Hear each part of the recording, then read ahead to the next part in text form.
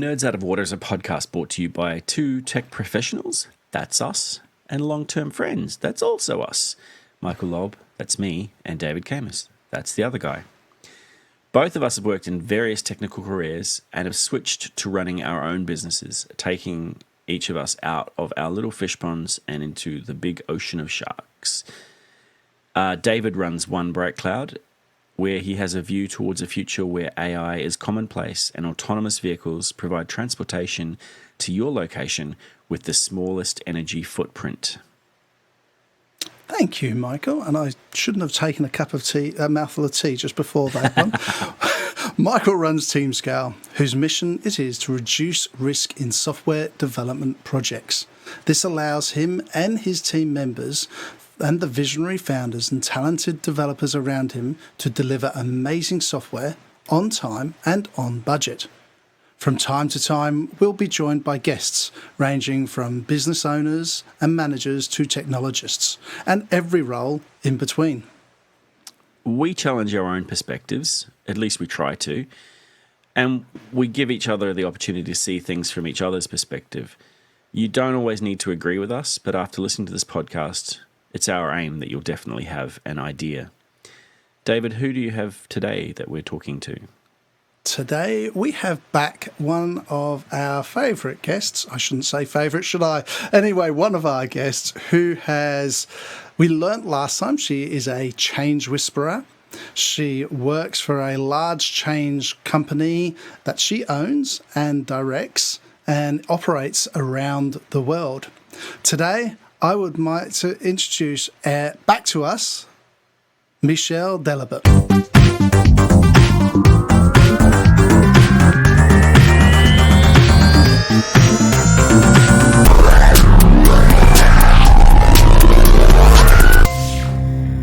Michelle, welcome back. How have you been? I am awesome. Change whisperer, that's what you were, that's what you are. How has change whispering been going on over the last few months? Well, David, it's been, I think that the grand scheme of rip the rug out change philosophy has been once and for all proven to be the best possible method thanks to COVID. Change practice 101, rip the plug out. Rip the rug out. Yeah, it's funny, isn't it? It's like, well, lots of people pay a lot of money to get things done with, lots of change managers making everyone feel great about things. And really, I think COVID's really had the opportunity to prove to people they're quite capable of change when they have no choice. Yep. But by and large, 90% of people, let's say, there's always going to be those that resist, that think that they can do things the way that they always have and that the world isn't changing. But, that's unavoidable. For the most part, though, I think we're seeing great evidence that people are adaptable, that they find their own path. I guess equally so, there's a bunch of evidence to say that people are getting bothered by the change as well from a mental health perspective, as well as different impacts across the globe, right? I think we're so lucky and so protected and insulated here in Australia. We are. Yeah. I saw someone the other day it was an interview with someone who was in New Zealand, and they said that because of their experience, they couldn't empathise with people in, say, the UK or in India. And it's really difficult for them to understand why they're complaining or why they're going crazy. But we've had it really lucky over this side of the world. Yeah, I think that's right, Michael. I do business with clients across the globe, and so the one thing that I feel kind of blessed about is that I have had great insight into what is going on across the world all the way through this, and it's grounding. It makes me concerned because when one of the things that's changed for me is I'm spending more time on the Sunshine Coast at the moment, and that's a problem. let me just clarify, is that a problem that you're spending more time on the Sunshine Coast? Not for me, David.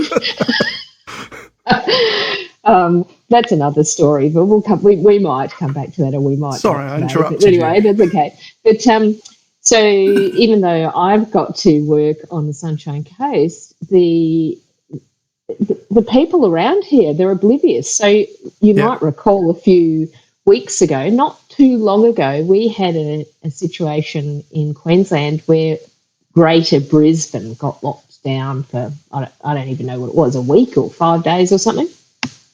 And we were not impacted on the Sunshine Coast. In fact, my husband was down in our Brisbane house. I got the message that it was all going to close down. I said, "Get out of there! Get out of there!"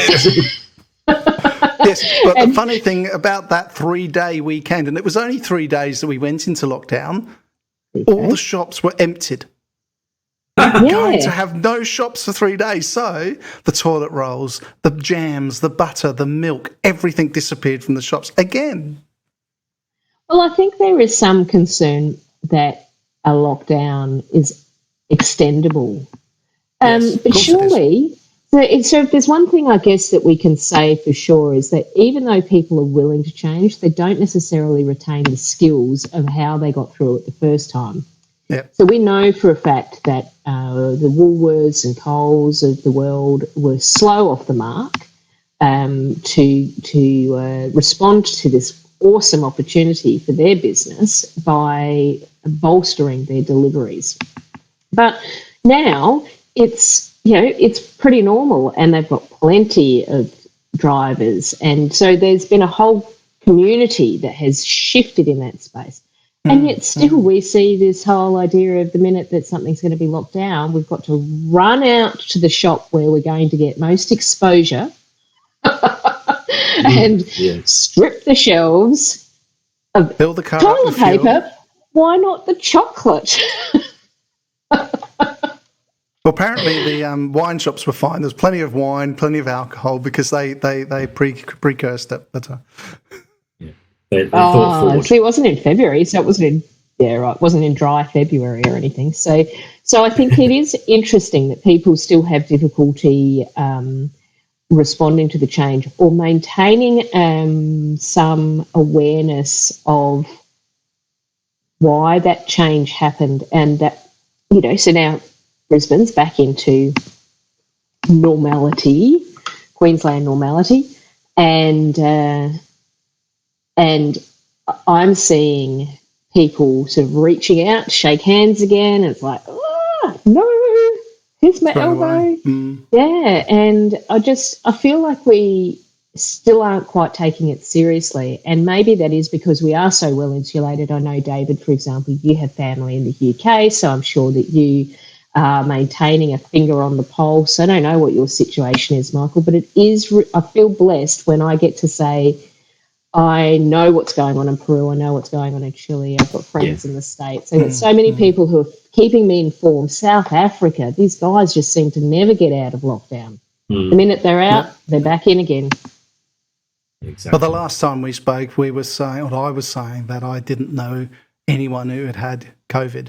And now I'd have to say that I know 20 or 30 people, family members, family friends who have all got COVID in Europe and in the UK, and it's a hard time. Glad to say my father, though, and I believe your father's in Perth, but my father has had both shots of his vaccine and very, very happy. That's cool. That's good. Yeah, my dad's in Adelaide. Adelaide, not Perth. My apologies. Yeah, no, that's okay. And he's going through some interesting challenges at the moment, but I think he came up at Christmas time, so talking about things that changed for me, it was wonderful to see him. I was really disturbed by how his mental health had deteriorated since I'd seen him in July. And there's no question that the isolation that has been caused by COVID and, him not being able to get out on the golf course as often and do the things that he would normally do, even just to drive down and go sit in the coffee shop and have a coffee and speak to the shopkeeper, has impacted his ability to process. So his mental capacity, I think there's more dementia showing, and it's a bit sad, really. I can only imagine that that's happening to a lot of older folk who aren't getting anywhere near the interaction that they used to. In the same respect, I think there's a lot of those people who have embraced the side of technology to enhance their connectivity to other people. I've seen a lot of people who previously were just not interested in having even a phone. Now they're doing Facebook calls and things like that. So, in some ways it's true. Some people are able to embrace that change, but other people, like you said, they may prefer their older routine that kept them sane. Yeah, or don't even have the skill they don't know how to make that change, or can't easily retain how to make the change. That's the thing I remember when my mother had a stroke about maybe 15 years ago now, God rest her soul, and she struggled then. I came into this world of new knowledge to me where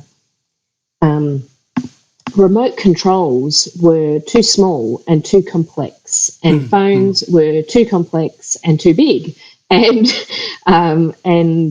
everything was such a challenge for Rita then because of this. And I can see a similar thing for my dad going on.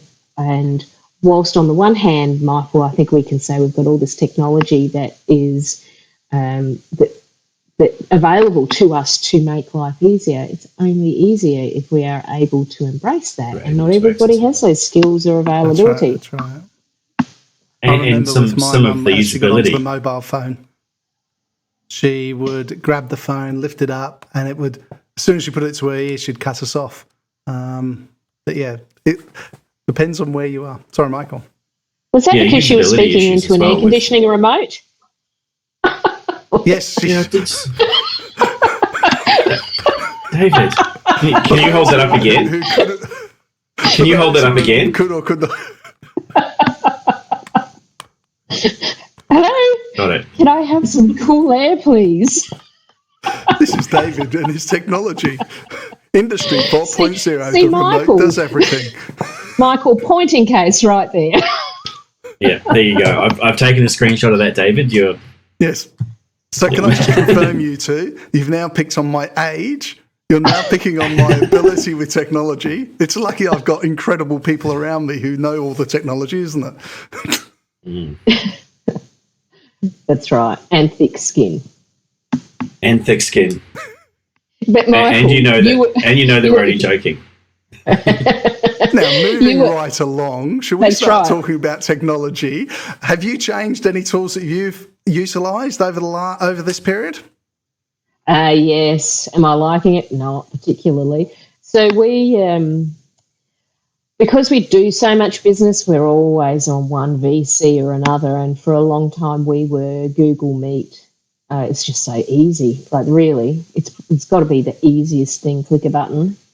But many of our clients have started locking that port right down, and they can't get onto Google Meet right now. So we've just shifted, and also we wanted to be able to record more of our meetings, and we don't want to subscribe to a higher subscription.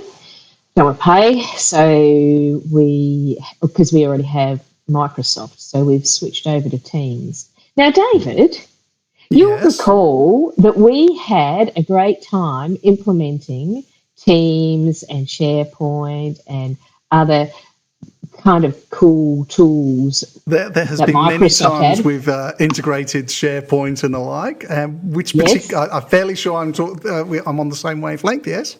Yes, and you know which projects we've done that on. And so in any case, we were reasonably successful, and I don't think that I'm an idiot and can't retain how to do things, but Teams sucks. It is so difficult to get around now. It's like and every month, like it changes. Suddenly everything's so much easier for me. We're saving everything to OneDrive. Well, great, except that we use Dropbox.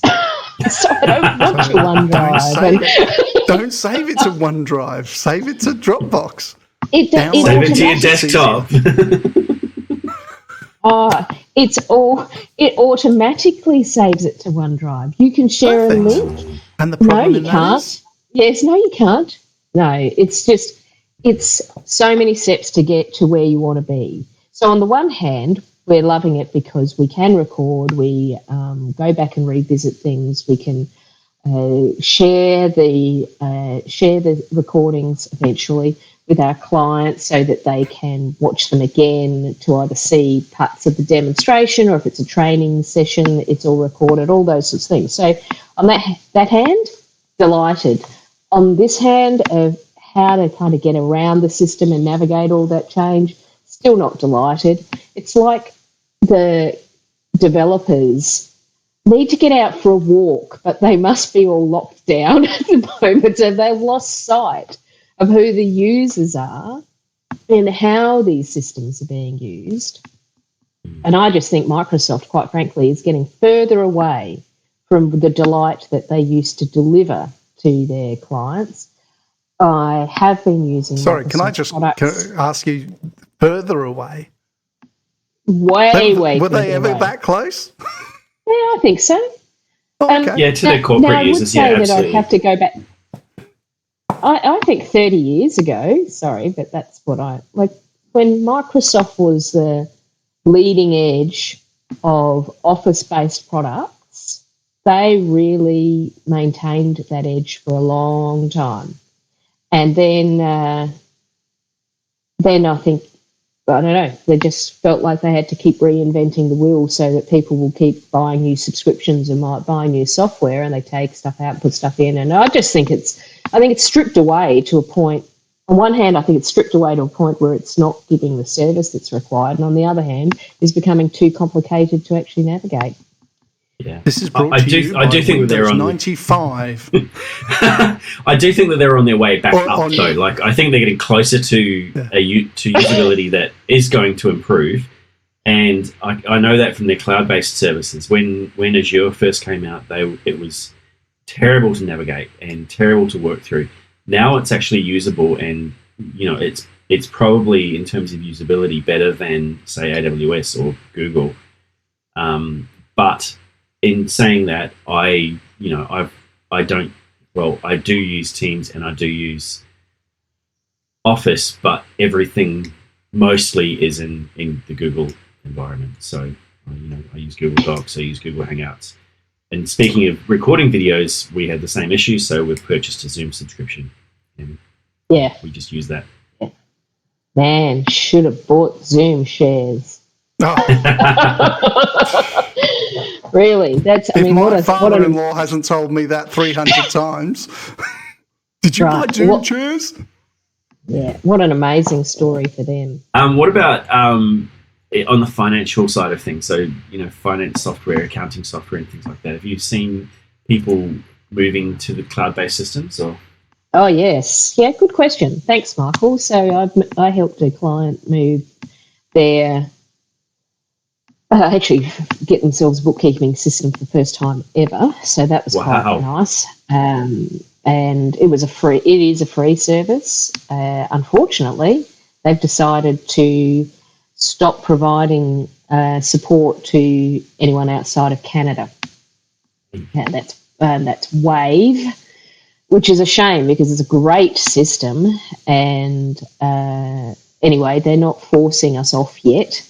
I'm sure that'll come. And they're trying to push us onto Zoho. I wouldn't touch Zoho with a 20-metre barge pole. I think their CRM is absolute rubbish. And I couldn't be bothered wasting my time on investigating whether Zoho accounting package is going to be any good for us, considering all I really want is Wave. So I think that there's lots of people getting onto cloud-based systems now with their accounting packages. They're getting simpler, but they're still too expensive in my view. But, there seems to be this idea. We have this conversation around here a lot, whether it's to do with sport or it's to do with software, that the business models that they're putting in place and the pricing structures that they put in place are blockers to doing more business. So let's have a look at sport for a second. Sorry, I know you want to talk about technology, but No, sport's great. I Let's don't look watch at sport. sport. I know, Yeah. that's boring. Let's talk about sport. So, Did you see the GGs this weekend? so you saw how interesting the response was. I'm sure you all were across the AFL response last year, and I think what a great job they did of relocating their business so it could continue, and they delivered a pretty good product. Now they lost out on a lot of ticket pricing, but if you want to go to the footy, the AFL, you need to be a rich person indeed, or a member, both of which, sort of, it's $50 a ticket. That's expensive. So it's not really any wonder then that for the most part their crowds are diminishing and people aren't getting off the couch, COVID notwithstanding. On the other hand, the women's AFL has this year for the first time introduced pricing for ticketing. Up to this year, it had been free to attend. Their crowds had been building and building and building. Their product is getting better and better. And now they charge the princely sum of $10 a ticket. Now, that's awesome. That's completely affordable. That means that you, with David, with your tribe of kids, can get along to a women's AFL match and afford for to under not only- $1,000. Yeah, that's right. Not only afford to get them through the gate, but you can buy them a pie and chips and a Coke as well. Right? So now going back to the question at hand, technology, I just don't get it. I don't get why MyOb thinks its product is so fantastic. It's going to go the way of the dinosaurs like others eventually. I don't understand why Xero thinks it has to peg its price to MyOb. I don't understand why they think that they can get away with this sort of stuff. I resent every time, and I'm sure I'm not alone, looking at my bill and looking at all these blessed subscriptions I now have to carry on an annual basis in order to get business done. Yeah. Whereas previously I could buy something and amortise my cost maybe over 5 years. I mean, it's almost forcing us to say... Yeah, well, anyway. I mean, I remember buying the packaged product for, under $200, and that was for a small business. Now we're paying, I think it's $900 a year for Xero. Right. And it's like, where did that come from?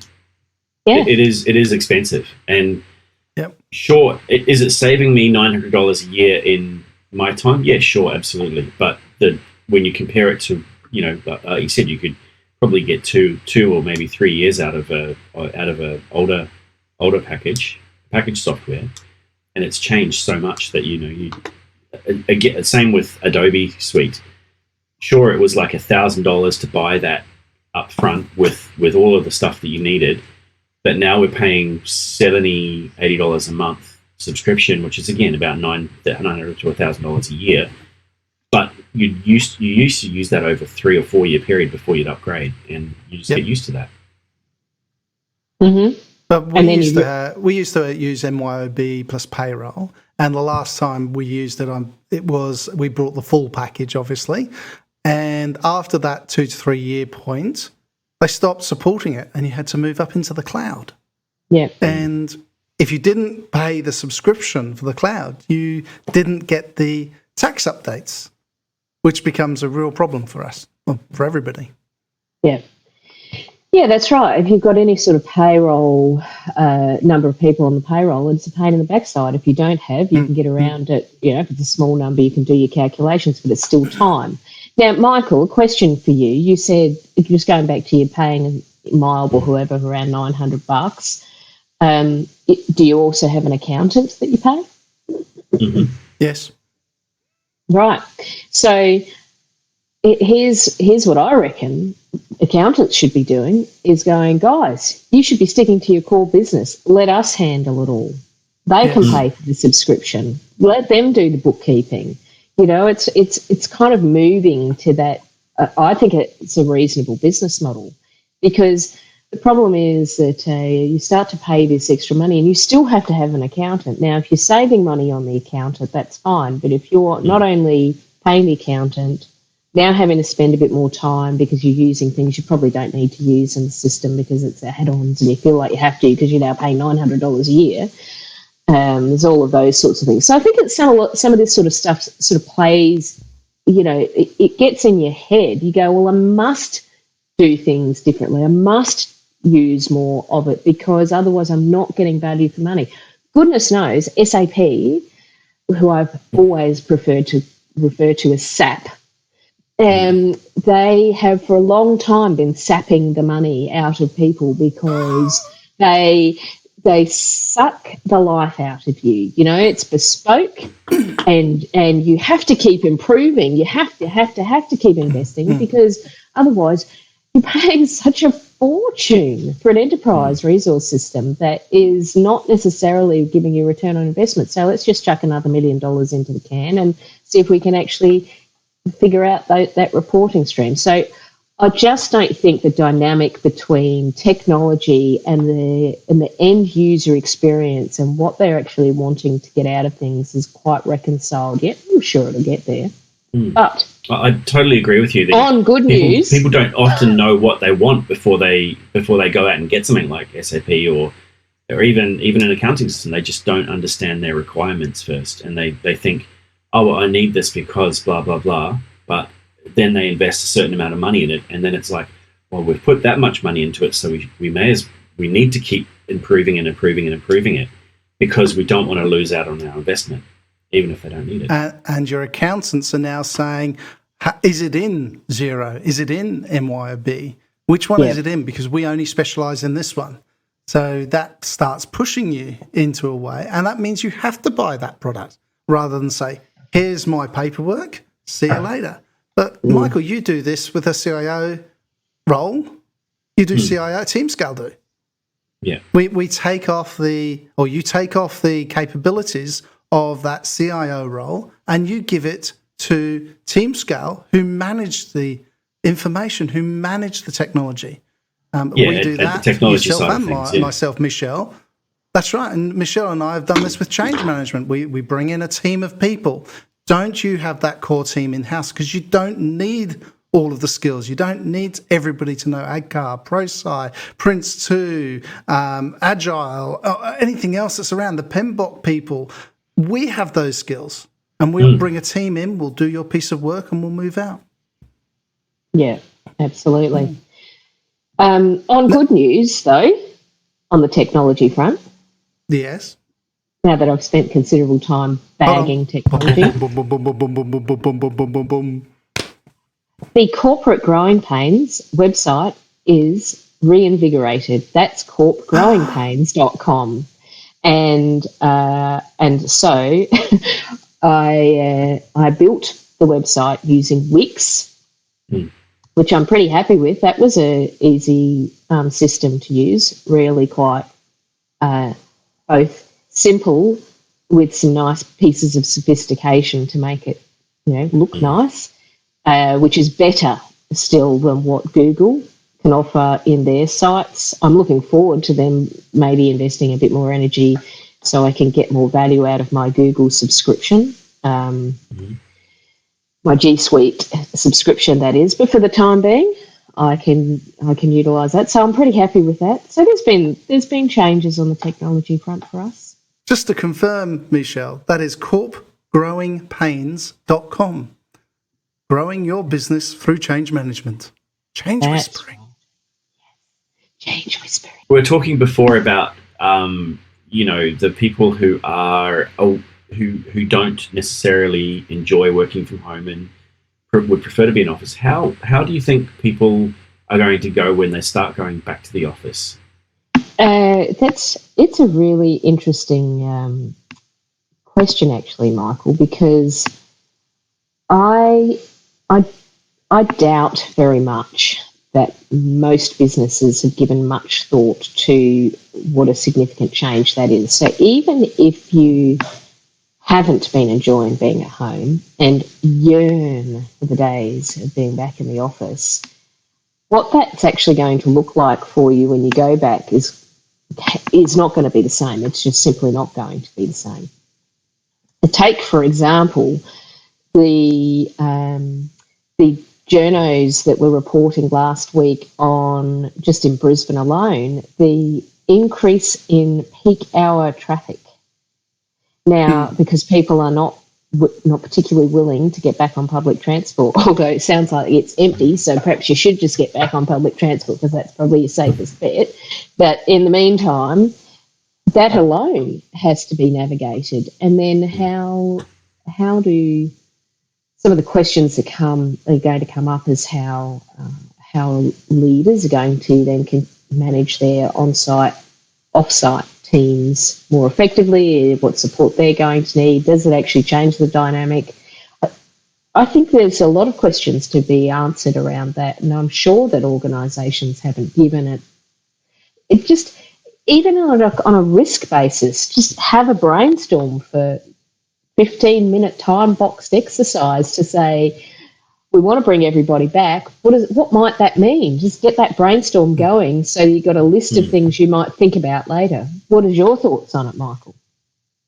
I think that some businesses are going to question whether they need an office or whether they can reduce their office footprint, because there are a lot of people more comfortable working from home and possibly more productive as well. They're able to deliver more value to their company by not doing that 1 hour commute, or by not worrying about what uniform they have to wear today.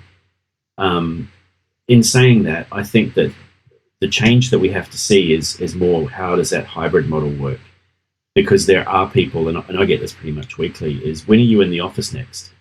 And the correct response is, I am in the office, I'm working, and what do you need? And let's have a call. But that is often met with, oh no, I meant, when are you back in the office so that we can have a face-to-face meeting? And I think, from the people who prefer and are probably more productive working from home, as well as the people who are going back into the office, I think that we both need to make some changes to suit each other's work styles, and I think that with that we can all become more productive.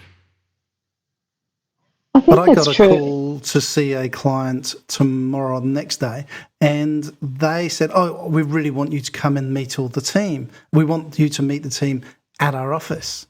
So I left them to organise a time and the availability. But they're having trouble working out when people are in the office. And I said, why don't we just do this on Teams? Why don't we do this on Zoom? Because this is the way it's going to be. That's exactly right. I think the sooner people can wrap their heads around this idea that really we've had a massive change, a shift in the way we do business, and we'd be crazy to be wanting to wind that completely back. Instead, perhaps we should be turning our attention to, now where are the gaps in what we've been doing. Some businesses have just done brilliantly well embracing this, and many people, as you say, are doing wonderfully well working from home. And let's set aside the people who have genuine issues at home that are going to block, like, domestic violence or those sorts of things. So set aside those people for a moment and look at all the rest that could comfortably work from home had they developed some better skills. So what we know to be true is, even when we were all working in offices, communication skills were still all over the shop like a mad woman's breakfast. Not everybody is a great and effective communicator. And we do run a lot of programs around effective communication for people who are working in the same, or, in the same room. So more of this, and now we're starting to talk to organisations about actually doing these programs online, and how are they actually building and maintaining their team with an online presence, particularly when they've got them across the globe. And it all really does dial back to communication. Like, say, if we say technology is squared away, everything works, most of the time. Now we've got to look to the softer skills that people are needing to develop to make sure they're getting the best out of the interactions that they do have and maintaining their motivation then when the meeting's ended and they have to go off and start doing delivery. So really, one of the things you just raised was around motivation, and I think that's a really huge topic because it doesn't just cover motivation in business and in your day-to-day work life. It also covers motivation to, I prefer working from home, but I need to find motivation to get up and go for a walk every now and then. Whereas in the office, I'd have to get up, I'd have to get up and go to a meeting, or I'd have to go over to the printer. And it helps you get up from your desk. Whereas motivation for some people is, are they motivated enough to get up for work in the morning rather than just staying in bed when they're working from home? Are they motivated to get out of their pajamas? Well, the reality is if they're capable of working from bed and in their pajamas, then why do you care where they're actually working from? But I think without being trite, your point is, are they mentally getting their acts together to be an engaged and productive individual? And, there's a lot of talk going on in that mental health space, right? I wonder when organisations, when the psychology community is going to start to look at those sorts of issues about, let's just accept that this is the new way. Now, where are the gaps, like I called out before, and how are you going to help fill those and skill people up?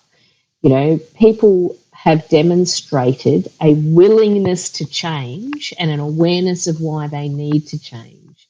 What I think we're seeing is a knowledge of how to maintain that change and how organisations can monitor the gains that they've made and help people continue to get better. Where we all talk about continuous improvement, but often it's about the product that we're selling our clients. What about the continuous improvement of the individuals? Sorry, just going to have a quick shout out to one thing that John Howard, as Prime Minister, did do in this country was put in place a training program that allowed, or in fact forced, organisations to invest in their people and their skilling of their people, as they've got tax deductions, awesome tax deductions. They had to spend a minimum per person. And that was a wonderful thing because it built great teams. It made people invest into soft skills because it wasn't all just about the technical skills.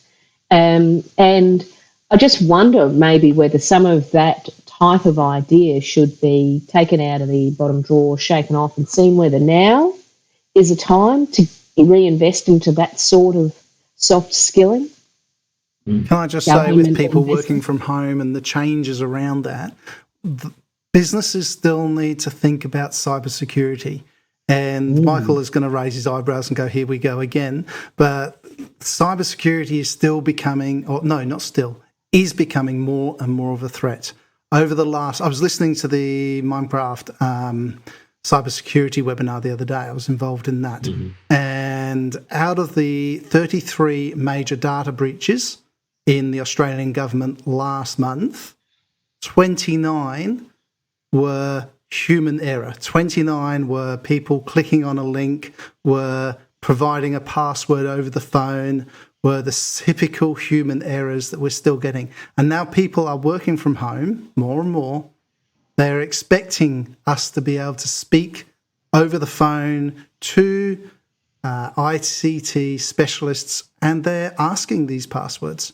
And with the number of phishing emails increasing by 20% over the last 6 months, we need to look at businesses, and businesses need to look inwards of how they're training their staff on cybersecurity and on the basic skills of cybersecurity. Yeah, I think that's a great point, David, because it goes well beyond, I think some of us are used to getting the phishing emails and we'll ignore those. But there are so many different ways of getting in the door. Yes, that's right. To bring down your defences. And for every time we're at home and working from here, there's some naughty monkey out there working out a way of getting under our guard that sneaks their way past us somehow. So it's a great point, David. Yeah, last week, with Virgin Global Wallet going down now, they've now separated. There's a number of evident global wallet emails coming out of Virgin saying you need to move your money, you need to break down, etc., etc. But I received 2 emails saying you need to move the money out of your account, your global wallet account, because I used to use Virgin a lot. And I'm thinking, I didn't know I had $2,962 left in there. And I nearly clicked on that link, and everything seemed so real. It was so real. They didn't ask me for anything. Just click on the link to go to the login page. I think that's one of the things that the shift to so much online shopping has really opened up for, Joe Public. It's not that long ago where I used to very easily be able to ignore every single message that came from eBay, Amazon, Fish Pond, the ones from Toll and iPick, those ones that are saying you've got a delivery, you can't get it delivered, all of those things. I just hang up, ignore, delete. Now I've just started buying a little bit more, and so you've just got to be on. Do I recognise that? Is that bearing any relevance at all? And if it's not, the next thing is not click the button, it's pick up your old device and make a phone call to the number that you look up through the website, not on the bloody email, to make a phone call and find out whether it's legitimate. God forbid we all go back to a bit of old school security protocols to protect ourselves, I ordered something from Germany the other week, and I got an SMS about 2 weeks later saying that there were duties due on it. That cracker. From the Australian government. And I looked at the SMS, and it seemed to make sense because it had the right information, or it had similarly right information. And then I was like, hang on a minute. So I emailed the company that sent it and said, what's the story here? And they said, no, you don't need to. That's not correct. Don't click on that. But you're right.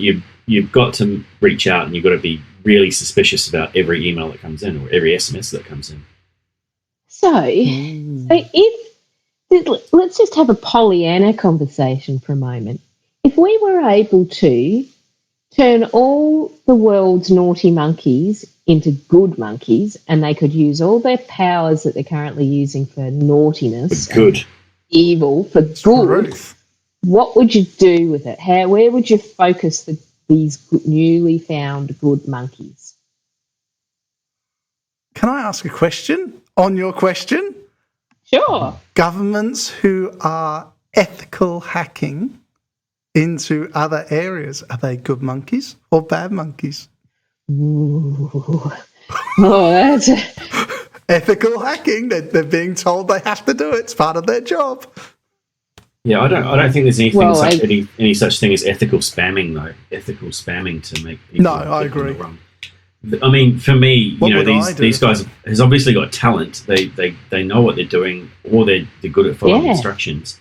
There's a whole ag tech environment where there's the world needs food, and building solutions that can provide that food through ag tech, whether it's through robotics or through research and development. That sort of thing is really important. There's a whole lot of stuff that people could put their brains to. I mean, just what David said before, cybersecurity and being able to move away from the bad stuff and go into something more ethical, whether it's either as a red team or a blue team in defense. They can actually get a lot of good, useful knowledge out of the people who have done this stuff, because they know how. These are the only people that really know how they're doing it. I couldn't tell you how to send a million SMSs out and get $500,000 in Bitcoin. I wouldn't know. Don't even know where to buy the Viagra from that these people sell from Nigeria. I think if it was up to me, I'd stick them all onto one of my e-stores, and so that they could it boosts my sales through the roof? Or is that very personal, not very world thinking? Well, I mean, yes, it is very personal and not very well thinking, but it is what it is, right? And I think that maybe somewhere in between those things lies the truth. I think the idea that we have underlying global issues like poverty, lack of access to water, food challenges, and so on and so forth, it could be arguably overcome if all the evil monkeys were turned to good and asked to put their attention to it. And some of those then could be starting to put their attention to the selling of those products in your store, David. Making sure. And so I think there is such opportunity that is lying at our doorstep that perhaps COVID has brought us a little bit closer to, and it won't happen in our lifetime, but if we could see some progress by governments to start that more expansive and global thinking and collaboration, then that would be awesome. I mean, every time I start these conversations with someone, then I'll have someone go, yeah, but China is, they're trying to manipulate the world economy, blah, blah, blah, blah, blah. We're all trying to manipulate, if that's the case. Yeah, that's where it gets difficult. Who's manipulating who? But perhaps it's a framing issue, if we could set aside that mindset that seems to be so programmed into us and start to think about manipulation, like influence, the word influence. Influence, yeah. The word manipulation, they mean the same thing. Manipulation has come to be more regarded as the evil manipulation. But the reality is that even if I'm influencing somebody to embrace a new piece of technology so that they can do their job properly, some would say I'm manipulating them. And I am. Right? So what if we just sort of reframed this conversation about global manipulation and started to think about what's the actual message? Anyway. Yeah. Man, that's like a totally 2-hour podcast. We don't have enough time for that. Where we might need to come Michelle, back I to that. can see you coming back very shortly. Yeah. I think there's a whole thing about global customers and food waste, enterprise customers taking that food and not being able to sell it. I think we can have a longer conversation about manipulation and everything we're doing, everything we're saying. It's manipulation. Even in World War I, when we were dropping pieces of paper, it was all manipulation. It was all influence. And where we get to with it is what then defines it as whether it's good or evil. And I just fundamentally we need to be finding a way to be walking towards a more positive space. I think there's lots of interesting things going on in the world. It's lots of dark stuff going on that if it takes a little bit more darkness before the light can finally properly shine, then great. We're not going to start the conversation about US politics, but that's one that we can add on to that next podcast. No, I think we're going to leave that one alone. Leave it. All right. Well, with that, I think it's time to wrap up, and it's been really great to talk to you again, Michelle. We always enjoy talking to you. You're such a wealth of knowledge and ask so many incredible questions that keep us on our toes. So that's fine. That's fine by me. Thank you for coming on our podcast again. Thank you for inviting me. It's a pleasure. As always, it's a good laugh, some interesting conversation, and I do like to challenge us all to think a bit differently. And I can't wait till we start challenging each other with the next episode. Look forward to having you back on. Thanks a lot, Michelle.